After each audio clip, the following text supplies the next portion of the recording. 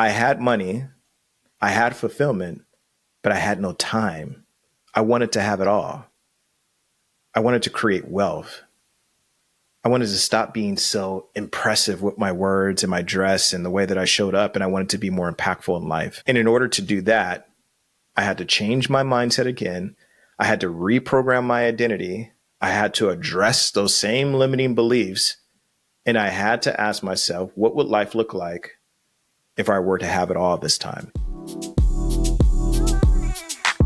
I'm Microwave Blunt, Executive Mindset Coach, and welcome to Wealthy Minded, the podcast for elite men who are looking for success beyond the money.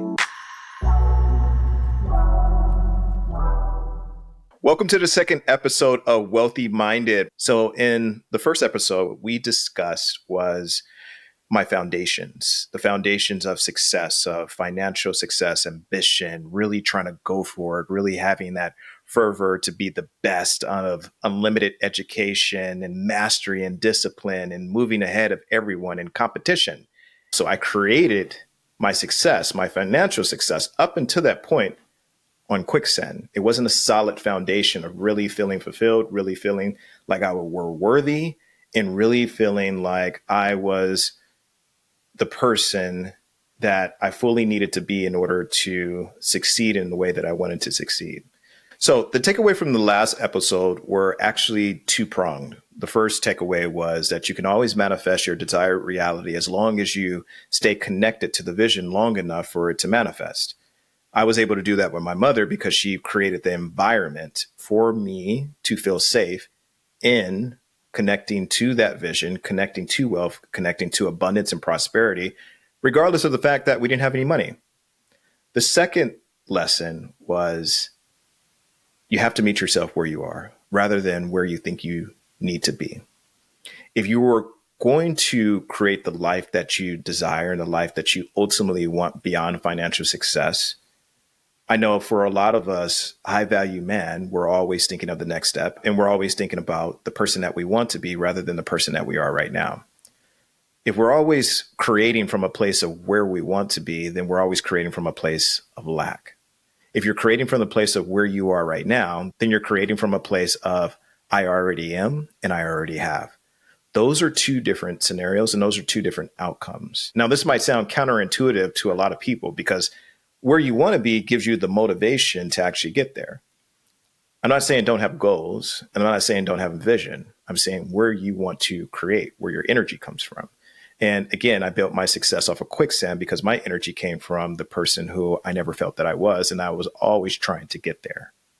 So not feeling like you are enough. This might be something that you're dealing with, either in your job, in relationships, with family, in business. In any part of your life, you might have felt like you weren't worthy. You might have felt imposter syndrome. You might have felt like you were enough.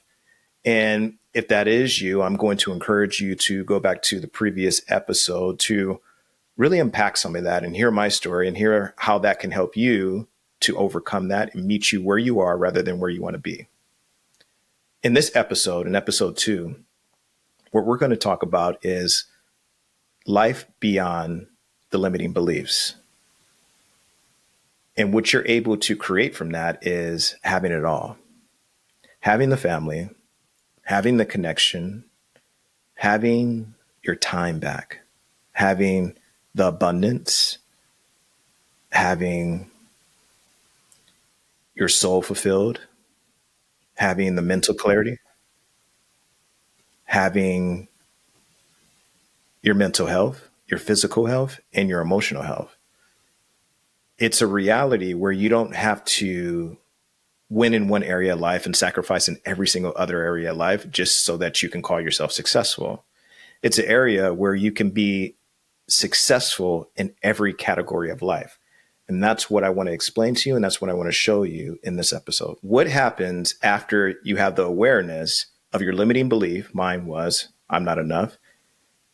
After you go through the anxiety, after you have the panic attacks, after you start showing all of the psychological disorders of overwhelm and depression, and in my case, when I started thinking about suicide, when you finally get to that point where you become aware that these limiting beliefs and these emotions are what's causing all of the problems that are starting to unravel and happen into your life, What happens after that? So I left the hospital and immediately I chose the path that I am enough. I chose the path that I wanted to live a purpose-filled life rather than a life that was validated externally by my classmates, by my family, and by the society around me. I didn't want life to dictate what my next steps were anymore. I wanted to create a life on my own. This is where I started to transition into the notion of being wealthy minded.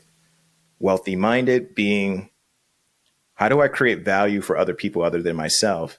And in return for that value, how do I get back more of my time? How do I get back more fulfillment? How do I get back more love, connection, spiritual awakening? How do I get back more mental health and physical health and emotional health? How do I create reality on my own terms? But how do I maximize and reach my full human potential? And in order for me to really do that, I needed to transition out of corporate America. So I immediately quit. I didn't have a backup plan. I didn't have hundreds of thousands of savings. I didn't know I was going to quit. But when my director asked me, what do you want? What do you want to do? Essentially, why are you still here, Michael, if you're not happy? And my response back was, I wanted to be happy. I knew my next steps were going to be in the unknown. So I quit and I immediately went home. And over those next 2 weeks, I cried. I didn't create a business plan. I didn't have this awesome guide and coach that was going to help me get to my next step. I cried. I cried because I was purging and I was releasing so much trauma, so much anxiety, so much of the unworthiness that I was holding on to for so long. I was releasing. And that's when I started meditating. Someone told me if I put a rose quartz crystal over my heart and I meditate for 2 weeks, that I will feel whole again. Remember, during this time, I was going through a breakup. I was also getting pushed out of my job. And then I was also going through all these physical, medical traumas in my life. And I didn't know where they were coming from. So all of these things were happening at once. I had just moved to New York prior to that a year ago. And I'm like, I just got here. How am I going to survive in a city that is going to eat me alive if I can't provide for myself financially? And during that time, I had epiphanies. One, this is the first time ever in my life that I actually slowed down enough in order to really feel what I wanted to feel, in order to think what I wanted to think, in order to be who I wanted to be. This is the first time in my life that I actually meditated. And this is the first time in my life that I was actually gaining clarity into what could my life possibly be after financial success. That's when I came up with the idea that I wanted to save corporate America. And the best way for me to save corporate America, which for me was, how do I give the resources back to the employees, to these corporations that I didn't have for myself? So I basically created a business as a solution for my own inner wounds. And that was a corporate wellness business called the See-Through Method. And when I went back to corporate, I was providing wellness solutions such as meditation, massage therapy, yoga, mindfulness practices in order to increase engagement, in order to, reduce turnover, and overall, in order to increase employee morale so that we can have employee athletes that were happy to come to work, that were happy to be there. And it went well. I was able to create a brand. I was able to create a community, a following. I went to conferences and workshops. I was in Yahoo. I was in New York University. I was at a number of different tech companies around New York City. I was in a lot of the public schools and private schools and charter schools, helping kids understand yoga and to present meditation within their classrooms within Brooklyn and the Bronx and Queens. I was really living out my purpose, and I really had a lot of momentum behind what I wanted to do. Everything was great. Everything was perfect, except I wasn't making any money. I was doing the thing that I wanted to do, but the thing that was that I wanted to do didn't allow me to financially create the lifestyle that I wanted to create. That was the problem. I had purpose, but I was broke and I was barely able to pay my rent in New York. So I went from making multiple six figures to barely cracking $30,000 a year. I was now put back into survival mode. So I was wrestling with the belief that you could have it all. And I was able to achieve all of the things that allowed me to have it all. But now I sacrificed money. So before I was sacrificing my fulfillment in order to have money. Now I was sacrificing money in order to have my fulfillment. So again, I was back in this quandary. How do I fix this? Over the years of being in that survival mode, I eventually got to the point where I wanted to manifest a different reality. So while I was stuck in survival mode with the C3 method, really having my brand, understanding my purpose, but I wasn't seeing the financial results that I wanted to see, I was constantly studying and I was constantly integrating with new information around consciousness, your subconscious, reprogramming. This interests me because my background was computer science, and in computer science, I had to break down things and I had to synthesize them into new, exciting, and easy ways that were programmable for people to use. Well, this was no different with the human mind and with the human body. How can I break down where you are and how can we rebuild that into where you want to be? How can we break down the complications and the limitations that you have in your mind? And how can we reprogram that so that you are operating at full human potential? Studying this, I ran across people like Dr. Joe Dispenza. I ran across people like Vishen Lakhiani, Tony Robbins. I ran across people like Myron Golden, Gregg Braden. And these people all had a central theme. They were giving me the belief that they have in themselves, and they were giving that to me and to everybody else who followed them. They believed so much in what they were doing, and they were telling other people that you can do the same thing. These people believed so much in what they were doing because they spent so much time reprogramming their subconscious. And up until this point, I had never really understood the subconscious. I had only been dealing with the conscious mind. And so I started studying more of the subconscious. I actually took a course. I actually started meeting with people, reading books.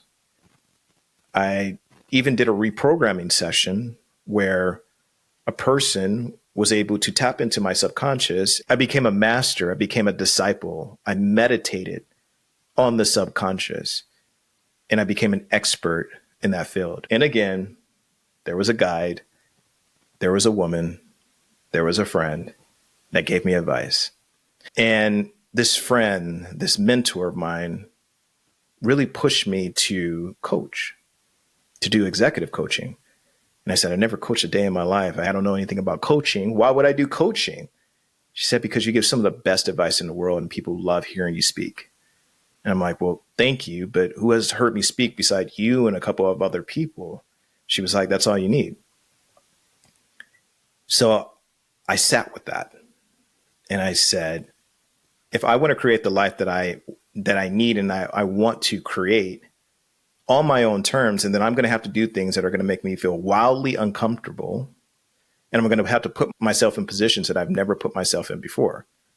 I opened myself to coaching. And I had a couple of people who came up to me and asked me how much I charged. That was interesting because I had spent the last 3 years marketing myself, selling, pushing. Please take my business into your corporation. Please sign this contract. Please send me this invoice. And all I had to do was just mention the fact that I wanted to be a coach, and people already started signing up. Well, that's part of the manifestation process to let you know that this is the right path for you. But I didn't know that at the time, but I tried it. And when I did, those people started telling other people about who I was and what I provided. I created a school called Energy Mastery School. In energy mastery school, you were able to retransform your energy and your consciousness in order to create the reality that you want. Not too different from what I'm doing right now. But it really started with energy, and it started more with a spiritual context of consciousness. And immediately when I transitioned into executive coaching, I got a lot of clients, and I got a lot of high paying clients. Now, mind you, coaching was easy. Getting these things was easy, but I still had those doubts. With high value men, we're used to working hard to get what you actually want to get and having this feeling of earning your way to the top. With successful men, and especially successful men that have had the limiting belief that I am not enough.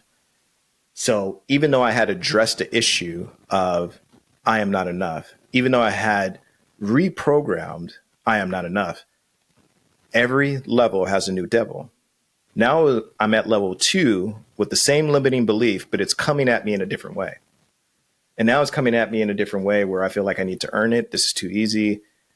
Maybe it was a mistake. And because I had those limiting beliefs that this is too good to be true, because I hadn't fully reprogrammed my limiting belief of not feeling like I was enough, the entire time I thought about how can I get more clients, and more clients. So it became a system of quantity over quality. And I reached the same level of burnout and overwhelm that I did when I was in corporate America. So I was repeating the same patterns, and I was repeating the same process, just in a different environment. So this time I was able to generate a lot of money. This is when I was able to now get back into six figures, into high six figures, but now I had no time. So I went from having money, but no time and fulfillment, to having time and fulfillment to no money. And now I had money, but no time. God, how did I get back into this situation again? I'm constantly making sacrifices for the things that I need, hoping that I would get the lifestyle that I want. I had money, I had fulfillment, but I had no time to actually enjoy it. So this is when I had to ask myself, what would life look like with more money, more time, more fulfillment, and a community? This is the third mindset shift that I went through. I wanted to have it all. I wanted to create wealth. I wanted to stop being so impressive with my words and my dress and the way that I showed up, and I wanted to be more impactful in life. I wanted to invest more time in my clients rather than generating a lot of clients, hoping that the world would validate me externally. And in order to do that, I had to change my mindset again. I had to reprogram my identity. I had to address those same limiting beliefs. And I had to ask myself, what would life look like if I were to have it all this time? And that's where my next manifestation began. I realized that my limiting belief of not being enough was never going to fully leave. It was only going to be more managed, and it was going to be addressed at higher and different levels. And I found peace in that, knowing that I was never going to get it right. So if this is you and you could identify with, again, not feeling enough, and this might show up in a lot of different ways in your life. You might feel like I'm worthy. You might feel like I'm doing enough, but these limiting beliefs have a very sneaky way of showing themselves and presenting themselves in your life. So this could show up as imposter syndrome. This can show up as I can be doing more right now. I can be offering more. I can be giving more of my time. Or this can show up as I haven't done enough in my life. And in all of these different scenarios, again, what I would recommend to you, if this is you, this is something that you've been thinking or going through, or if you've had any type of feelings or notions towards this, is to meet yourself where you are rather than where you want to be. You can't create a life of abundance from a mentality of lack. I would highly encourage you and I would highly challenge you to switch from the mindset of where you want to be and start producing and creating and feeling and generating the mentality and the emotions and embodying the identity of where you currently are. You might surprise yourself and realize that I've done so much up until this point. I've done exactly what I wanted to do. I am enough. I've done enough. And from that identity, you can create and have anything that you want. You can have it all. And this is something that I constantly have to remind myself. I've showed you the different iterations of my life of me not feeling enough. It's never completely gone away. I've just dealt with it with different faces, different outfits, different environments, different realities. And I've gotten better at mastering it. Something that took me 20, 33 years of my life to finally become aware of and master and to get ahead of. The next time, it only took me a few years. The next time after that, it only took me a few months. And now when I identify it, I'm able to reprogram it and switch back into the mentality instantly. But this takes practice. And with practice, you don't get perfection, you get progress. And that progress led me to, again, slowing down my life, meeting myself where I was and asking the question, what matters most to me? What matters most to me in this point in my life is my time. So if I can provide more value to my clients, I should in turn be able to get back more time and more money. And that's exactly what I did. When I was able to reconnect to myself and invest more in my value, I was able to reduce the amount of clients that I had and increase my prices because I felt like I deserved that and I was enough. I focused on creating more value. And in return, I went from coaching 20 and 30 people per year to now only coach between 2 and 4 people per year. And I completely 10x'd the amount of money that I was making because I went from less clients and then I charged 10x more. I went from barely making $30,000 a year to cracking $100,000 a year to high six figures. And I'm on my way to be a multimillionaire in a matter of a few years. I went from thinking that I had to have a lot of creative ideas and a lot of different businesses to only focusing on one.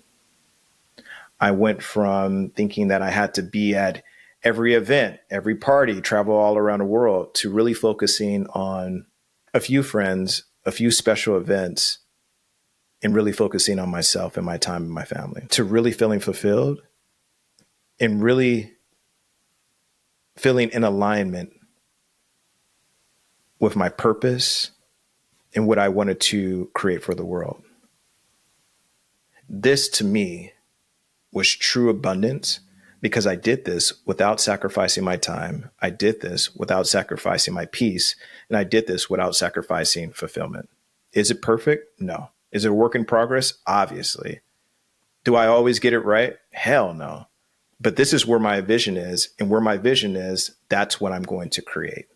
When I was able to invest in providing more value, I was able to reconnect with myself and really start loving myself unconditionally. This allowed me to attract unconditional love in a life partnership with the woman who became my wife.